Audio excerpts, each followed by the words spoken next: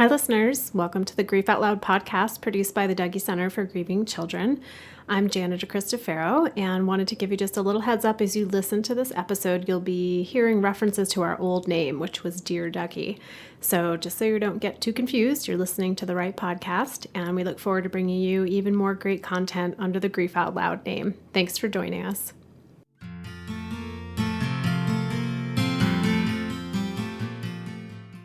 Hello, and welcome to the Dear Dougie podcast produced by the Dougie Center for Grieving Children. I'm Jana and thank you for tuning in today. This podcast is meant to open up the often avoided conversation about grief. While we all experience loss during our lives, when it occurs, most of us don't know what to do, how to feel, or how to talk about it. This is our way of sharing what we've learned from grieving children, teens, young adults, and adults in our grief support groups about what they find to be helpful and also unhelpful after a death. Whether you're grieving a loss or wanting to support someone who is, we're here to explore and talk about what matters to you.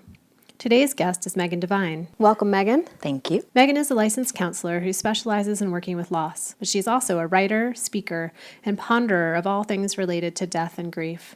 She maintains an extremely helpful website, Refuge in Grief, and runs online writing workshops entitled Writing Your Grief. We'll link to her site as well as some of her writing and speaking events in the show notes. Megan joins us today to talk about one of the more underground topics in grief, dating after the death of a partner. While some of you listening might be familiar with Megan, some of you might be brand new to her and her work. So would you share a little bit, just your background, your story with us? Sure. So in 2009, my partner drowned.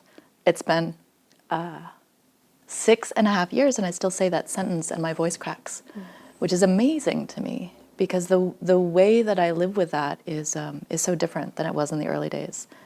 It still gets me. Catches you off guard. It really does. So it was a perfectly ordinary, beautiful, fine summer day, and Matt and I went out for a swim at our usual river. And he was incredibly skilled in the woods, in the water. He was half mountain goat. He could climb waterfalls. And there was no inkling that we had that the water was dangerous that day. But he went into the water and got caught in a current and drowned, and I went in after him. And our dog came in after me, thinking that we were playing.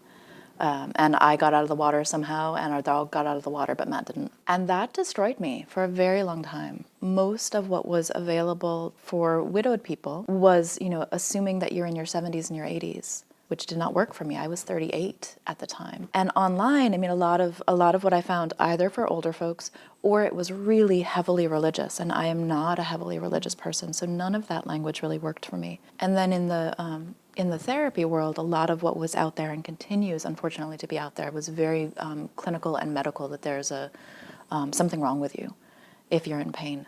You couldn't find it for yourself, so you made it happen. So I made it, yeah. You use the term widow. Mm-hmm. So much of that is always associated with people who were officially married. Yeah. But you and Matt were not officially That's married. correct. And so when you're using the term widow, it applies to anybody who's in what they consider to be a long-term committed relationship. Correct. Yeah, and you can't decide that somebody's relationship was valid because they have a legal contract. I started claiming widows soon after, almost immediately, I think, maybe even the day that Matt died, because, people would say, oh, you weren't married, it didn't matter. But I think how you choose to claim your relationship is entirely up to you. Only you knew your relationship with that person. Mm-hmm. And officially legally married or not married doesn't make any difference. Together for 30 years or together for 3, it doesn't make any difference. How you lived in that is what's important. And other people can think whatever they'd like to think. And when I think about the idea of people having opinions about your relationship or what you choose to do after, it seems like dating is one of those areas where people can have some really strong opinions about Absolutely. You should, you shouldn't, when you should, how you should. Do you have some personal experience with that that you could share? So first, before we go into that, one thing that I want to say right at the outset is that everybody's going to have an opinion on anything you do. And what they're doing when they're giving you an opinion on how you should be living or how you should not be living is they're managing their own anxiety. If this happened to me, I would do it this way and I would do it better. So that if this ever happened to me, which it never would because I do everything correctly, I would be okay.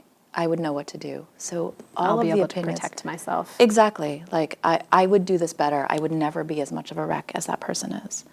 They're in for a surprise should it ever happen to them. And some people too, those opinions can often come from a place of caring about the person who's grieving so much and wanting to not only protect themselves against future grief, but also protect, and I say that word with quotes around it, the person who's grieving. Sure, and we always want to remember that usually, not always, but usually the opinions and the judgments and the suggestions that we get from people around us come from a place of love.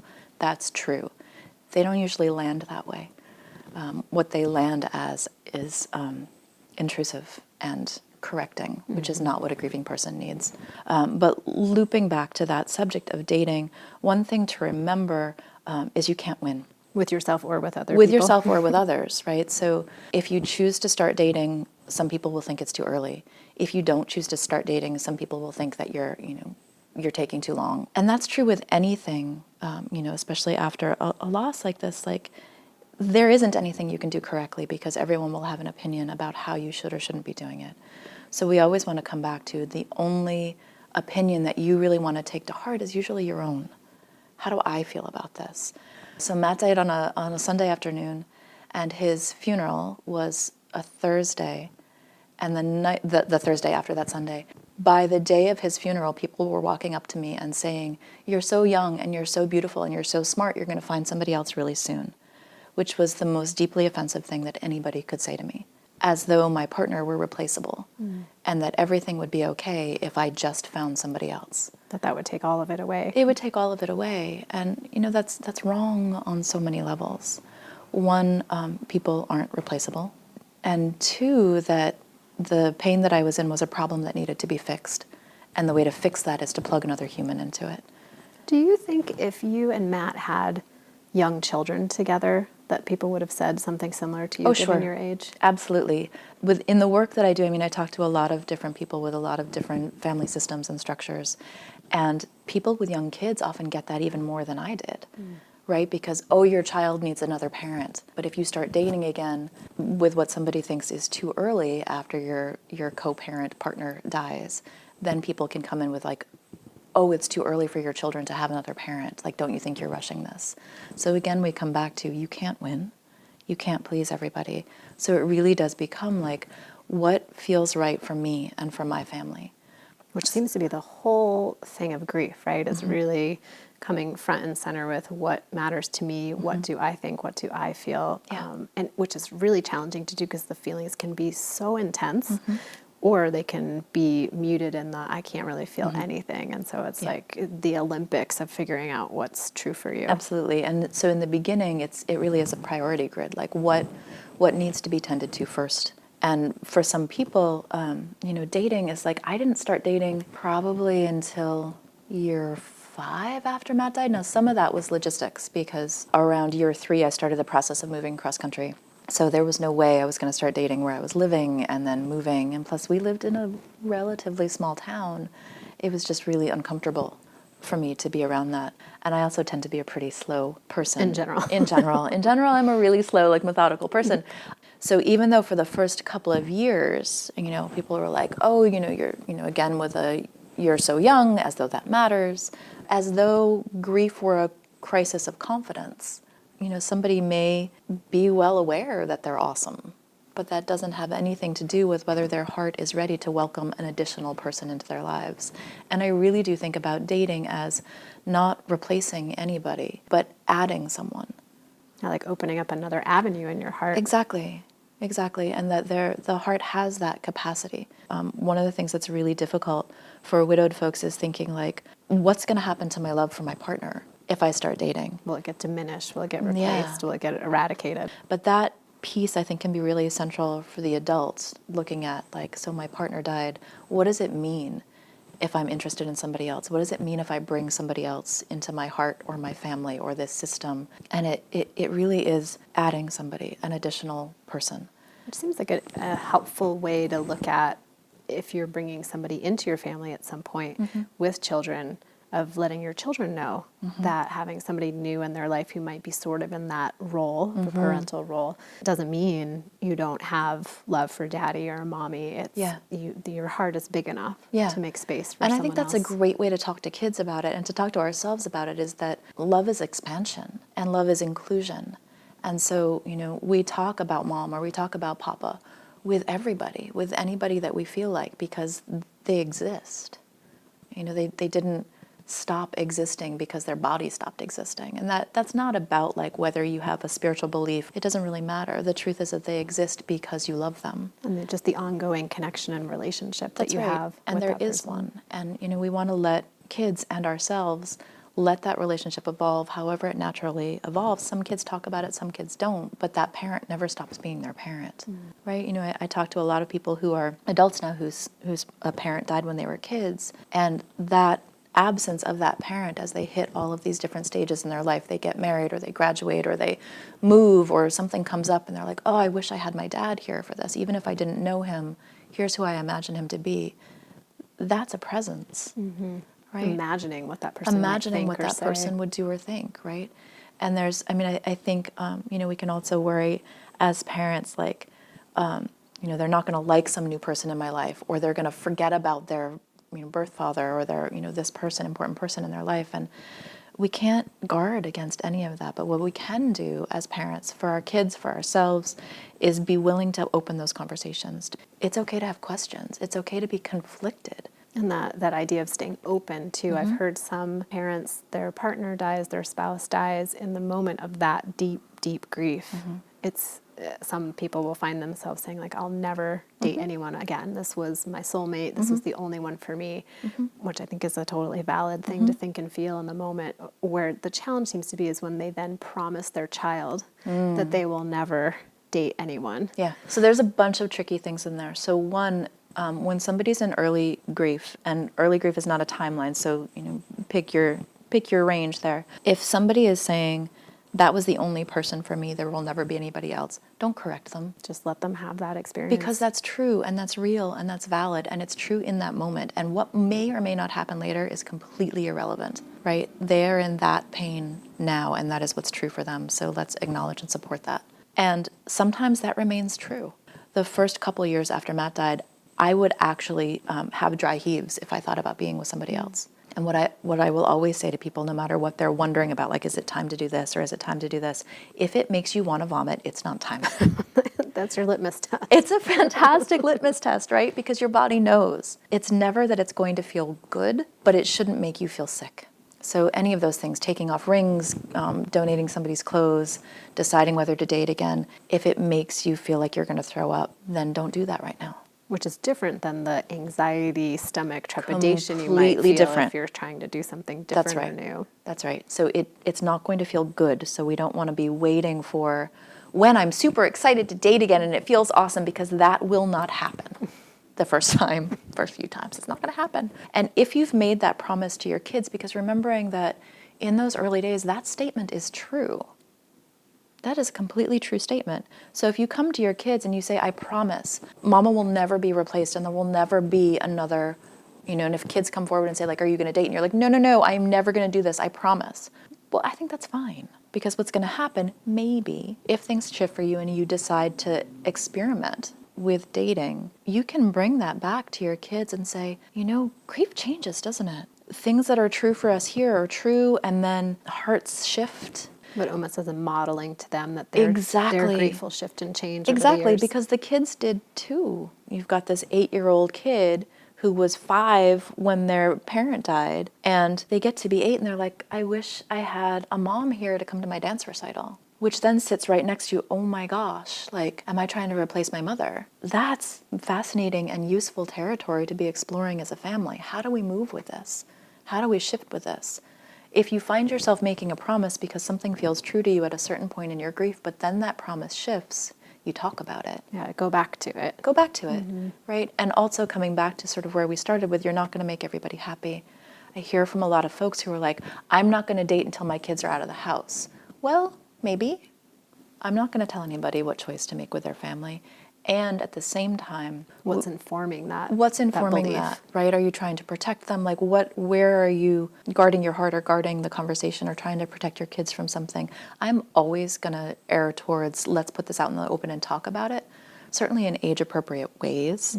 I know several folks who, with really young children, are dating, but they're not telling their kids that because it's not age-appropriate, right? But if your kid is a teenager and you've been dating somebody and it's becoming sort of serious and you're talking about doing family system things together, then you open that conversation in well-structured and well-boundaried ways, because you can have a kid come back at any age and be like, you can't date anybody because they're not my dad or they're not my mom.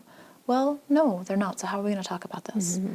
And how are, as the parent coming in and saying, I hear how upsetting this is for you. Can we talk about it? Right? Which is very different than deciding to shrink down your own world and shrink down your own heart to protect your kid. These are all opportunities to have discussions about how do we deal with this difficult stuff, and how do we do it respectfully? How do we do it in a way that honors the truth for each person, but also still lets you be the grown-up? And helps kids too to parse out like what are their concerns. Mm-hmm. You're managing an anxiety there. What are you afraid will happen if somebody new hangs the Christmas lights the way that Daddy did? There's a fear under there, and the fear is Daddy will stop being special, or you've forgotten about Daddy. So let's talk about that. Yeah, like sometimes there's the anxiety, and sometimes there's also the kids wanting to feel like they have some agency over what's happening because Daddy died and they didn't get any say. Right. I mean, all of this is a continuum. All of this depends on the very unique system in your family and where your kids are and what you watch. You know them better than any person on the outside. So doing that, and I think when we're addressing the underlying fear there, or the underlying sadness or whatever, or the underlying love in there, then we can talk about agency that actually helps. What could we do that would help us as a family, or help you feel like you have some choice in this? Or are there really special things that we can sort of honor and make special and see about this person, doing differently? Like, I mean, I think about those intimate rituals, like tucking in or taking me here, taking me there. And can we be mindful of those sore spots for our kids so we can sort of come up alongside those or respect those, but again, not kind of going overboard, which I think is really easy. When you're watching your kids suffer, I think it's really easy to be like, I will do whatever I can to not upset them more, which I tend to use this phrase a lot that comes from parenting work, but it's better to put shoes on your child's feet than cover the whole world in leather. I think it can be like that, especially in grief, when we see somebody we love suffering. We want to make everything as safe and as comfortable and as supportive as we can. Sometimes what happens, though, is that we don't help them build the skills that they need to be able to navigate the world and navigate their own hearts, because this is hard. There seems to be a place of helping kids understand, like, what are they afraid might happen, and then also the element of continuing to keep the memory of the person who died absolutely present, while also making space for maybe somebody new in their life. And that can be a tricky balance, not only for the person who had somebody die, but for the person who's coming into their life. Yeah, it drives me crazy. I hear from so many people who started dating, and in the beginning of that person was all in favor of, like, tell me about your partner. But then as the relationship goes on, they start getting really jealous of the dead person, asking to take some photographs down, or please stop talking about them so much. For me, that's a full stop. There is a balance there. One of my great widowed friends, on her first date, she thought she had a great time with this guy, and afterwards he said, on your next date with somebody, you might think about not mentioning your dead husband every single sentence. Which is hilarious, because we do that in the beginning. Like, this is such a big thing. Like, I'm going to talk about this. So there, just like anything else, there's a continuum there. You want to feel like a person you're choosing to open your heart to, or even go for coffee with, are they okay with the fact that you are in love with someone who happens to be dead? You don't stop loving the person when you start dating somebody else. You're adding, you're not replacing. And somebody who you are offering a place in your heart to needs to understand that they are joining something that already exists, and they need to be solid and secure in themselves enough that they can do that. They need to be able to hear from your kids, I really miss my mom. And not feel threatened. Or if they do feel threatened by it, they're enough of a grown-up to take care of it themselves and not try to put a gag order on anybody else's heart. Like, those are the people that you think about expanding your heart to include, the ones who understand that they're being welcomed into something. And that doesn't always show up immediately. And I don't say that so that people are like, I'm wary of early warning signs, but to sort of carry that, because it just breaks my heart to see so many people take that risk to care about somebody again, knowing what we know, knowing that the world can explode at any moment and things can change. And we didn't even get into that, about how hard that is. To start to open your heart up to start to open your heart again, knowing that they can disappear. Like, that's a huge thing that, we don't usually talk about. you've decided to risk this, which is huge given where you've come from. We want to just be able to have that dialogue with somebody that they know and respect the life that came before. You're always able to talk about the person you love and have your photographs up and add their photographs to them because, as you know, I keep saying, it's an additive process. And understanding that if they are 10 minutes late and they haven't let you know why, that you might be just a little on edge when they show up. Yeah, and those are good conversations to have. Like there's a lot of negotiation in there. I will not go on a date with somebody that includes whitewater rafting. And I will very often, so some of the people that I've dated are good friends of mine now, even though we're not romantically involved anymore. But, you know, we'll do good things like, you know, my friend got into a bike accident. Like, you did an awesome job of not dying. Thank you very much. Right? Like, I really appreciate that. And I mean, Matt and I used to have this, you know, we would make plans for something and I would say, so we're going to do this to the best of my knowledge at this time, provided that nobody dies, right? And it was a joke. Mm-hmm. And we would be sitting at breakfast in the morning, you know, at our coffee shop, and he would say something like, we'd be reading, you know, something in the paper about some disaster somewhere, and he would say, you know, I'm ready to go at any time. I'd be like, yes, dear, I know you're ready to go at any time, and I could walk out of here and get hit by a bus. I know, like we talked about this all the time, sort of as we know that things can change at any time, and at the same time, when things did change, I was not in any way prepared for that. You can't prepare for that, and the truth is that we're not in control of most things. So once you've lived that, you really can't turn your mind away from the fact that, I mean, you and I can be sitting here and one of us could be dead this afternoon. We choose to love and connect even knowing what we know. It's such a big thing to be willing, romantically or not romantically, to be willing to open your heart and your mind to anyone else knowing that they can disappear at any time. It's a huge leap. It's a huge leap. Mm-hmm. And so, you know, again, we kind of come back to where we started. Your timing is the only timing that matters. And if you go into something and then you discover that this actually feels really crappy, you don't have to continue. And I think that's a huge thing for a lot of people is sometimes it'll be like a jump in what seems like pretty quickly. Mm-hmm. And it seems like it comes a lot of times from just wanting to not replace the person, but to fill in the role that person played. Absolutely. Whether it was your first go-to emotional support or the person you celebrated day-to-day things with.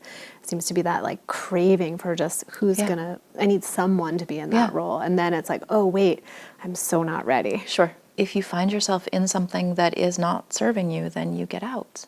And I hear from so many widowed people who are like, oh, you know, it's okay if they don't want me to talk about my partner so much. No, it's not, right? Like we keep giving up these, compromising parts of ourselves away, and your heart is not the place to do that. Mm-hmm. I think we can go again to that continuum. We can go to the other side where we're too critical, like they don't do this, and they don't do this, and they didn't do this the way my husband did, and well, they're a whole different person. And so it's all a work in progress. It really is about listening to yourself, and at the same time pushing yourself. And then along the way, always checking in to see, is there room for me?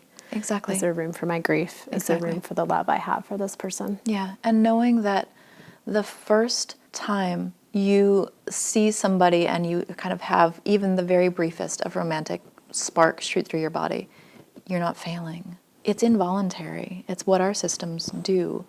I remember the first time I found somebody attractive after Matt died, and it was probably like a year and a half later, and I felt horrible. Like, how can that even happen? That's a really normal response. So for you, in that, the sickness was maybe a sign you weren't quite ready to do more with that. Absolutely. But having the attraction wasn't something to feel guilty about. That's right. It happens. This, you know, you have that happen, and what you can say to yourself is like, I have love in me that looks for an outlet. And it doesn't have to mean anything other than that. We're so accustomed to having a receiver for the love that we have, which goes back to what you were just saying about sometimes we're looking for like that person that we're accustomed to sort of being in that dance with, that you get this part and you get this part, to having a team. And there's a desire to have somebody step in and fill that role, and there's nothing wrong with that. But again, if you do that and it starts to feel suffocating or wrong, or that you're going against your heart, then you can get out. There's no right answer for any of this stuff. And for many people, if the person they were with, they were married to for a very long time, they got together when they were very young, this may be the first time they've even thought about dating or gone on a date in like 35 years. And maybe the first breakup they'll ever have Yeah, I remember first breakup that I experienced after Matt died was like, wow, this really sucks, but no one's dead. Not better, not worse, but just like a very different experience. But going through that whole thing, it's like, wow, like I still have to go through this stuff. Didn't I do this enough? Like, wasn't sudden death enough for everything? So it's tricky. I mean, that's the thing to remember, that all of this is trial and error. It's all challenging. And there's some great stuff in it to find the territory of your heart so expanded. Thank you so much, Megan, for being Yeah, here. you're I feel welcome. like we could probably do 97 more podcasts. There's a lot to talk about. If you'd like to learn more about the amazing work that she's doing, like as I mentioned at the beginning, you can go to her website, which is refugeingrief.com, and we'll link that in our show notes, along with a video of a talk that Megan did recently at the World Domination Summit in the summer of 2015. So thank you so much, everyone, for tuning in and listening. If you'd like to learn more about the Dougy Center, you can find us at dougy.org. That's dougy.org. You can also listen to past episodes. This is episode 34, so there's plenty to choose from. You can find them on our website. Or if you find us in iTunes, you can just search for Dear Dougy, the podcast. And if you wouldn't mind giving us a rating or review, that will really help other people out there to find our podcast. So thanks again for listening, and we hope you'll join us again next time.